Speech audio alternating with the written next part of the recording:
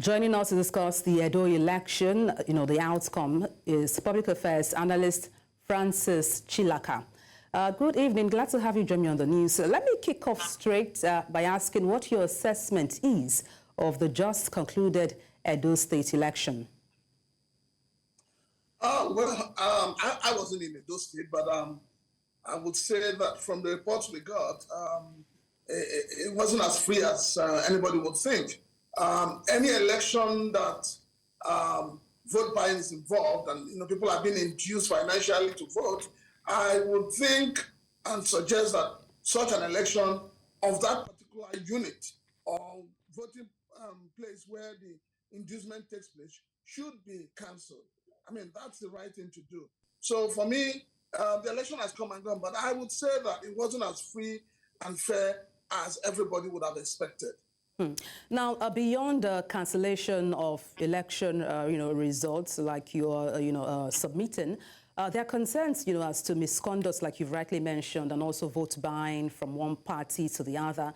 But how can we, as a country, move beyond this point and then strengthen our electoral processes?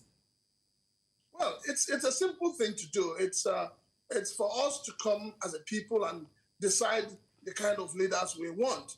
A situation where you have political parties fielding candidates with questionable character and not having anybody to challenge it is a big problem. It's a big minus. And also the fact that our politics has been... This is a big problem. And because it has been, financially politicized, people are finding it difficult to get involved. A country that there is so much hunger and poverty, what do you expect?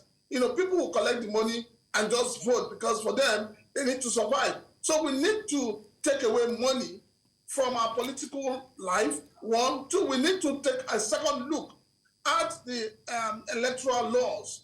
We need to take a second look at it and ensure that, areas that we have observed over time that has affected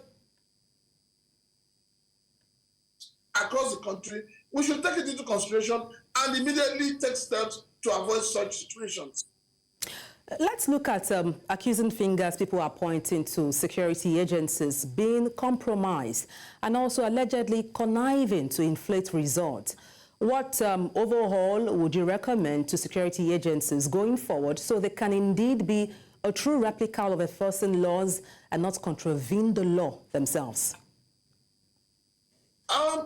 This whole thing of federal might seems to be the problem.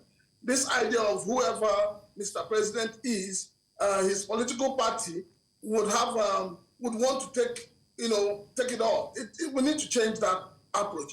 And the security agencies need to understand that they are being paid by Nigerians and not by any political party or any office holder. So they should not get involved. They should not be found wanting. Each time we have an election, we come back and say, oh, the police did this, the soldiers did this, the security agencies did this and that. They need to understand that they are accountable to the Nigerian people and not to any political party or any candidate of any political party. Now, having said that, how do you think their performance so far as security agencies during this election has affected public trust going forward and also the legitimacy of the results announced? Well, the public has lost faith in the Nigerian police, in the security agencies, just as they have lost faith in INEC as well. So there needs to be some form of image laundering and image management.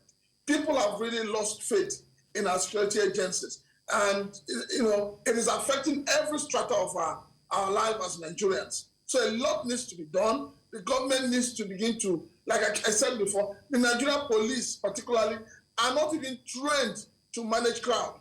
They're not trained to manage people. So they need to have serious training on people management. One, they also need to tell us, the DIG has just said that there are 6 people, arrested for, vote buying and all of that. We should know immediately what political party do they belong to. It's very important so that if we know the party, we will now, the INEC will now take a decision to, punish those involved as well as the flag bearer of such a party.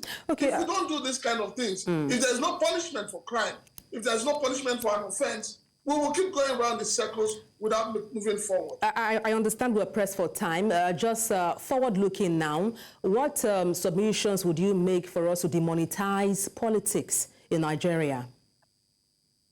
Well, the solution is simple. We need to cut to the earnings of those in political power, in political offices. You know, we need to have a standard salary for everybody.